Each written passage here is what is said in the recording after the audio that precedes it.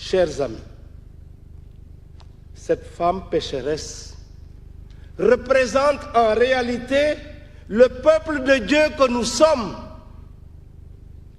car Dieu a fait alliance avec nous. Il s'est engagé vis-à-vis de nous en ces termes: je serai votre Dieu et vous, vous serez mon peuple.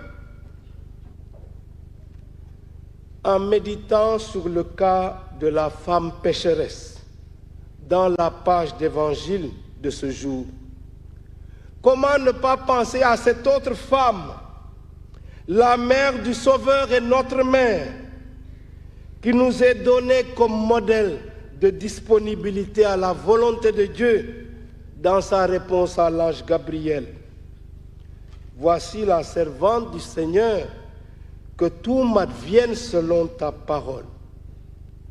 Telle est la réponse de Marie au projet de Dieu sur elle. Son attitude m'a rappelé cette invocation qu'on adresse à Marie dans les litanies mariales. On lui dit « Arche d'alliance ». Mais pourquoi une telle invocation? À l'origine, l'arche d'alliance que Moïse avait fait faire et orner, suivant des instructions divines strictes et précises. Cette arche d'alliance était une sorte de grande caisse en bois qui contenait les tables de la loi du décalogue reçue par Moïse sur la montagne.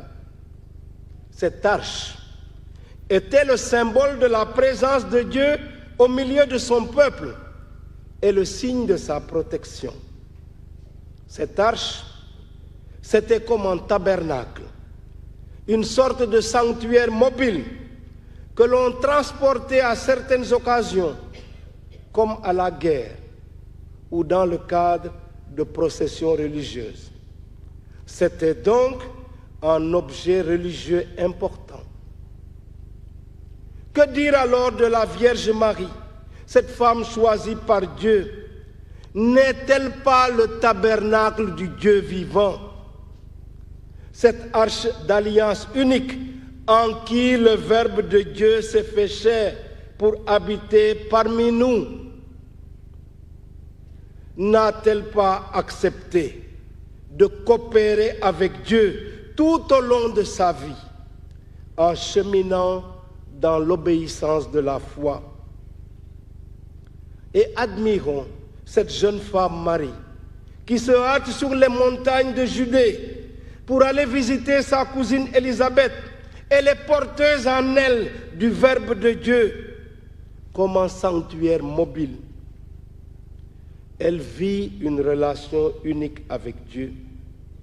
Et Élisabeth ne s'y trompe pas lorsqu'elle déclare: comment m'est-il donné que la mère de mon Seigneur vienne jusqu'à moi?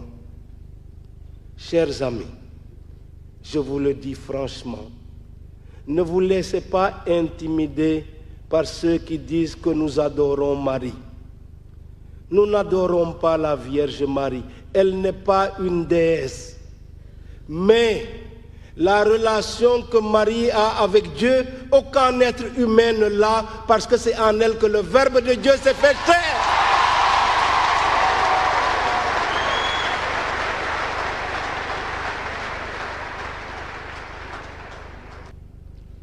Par sa présence maternelle à nos côtés, elle nous arme de courage dans nos difficultés pour porter notre croix à la suite de Jésus, dans l'endurance, la persévérance et la fidélité.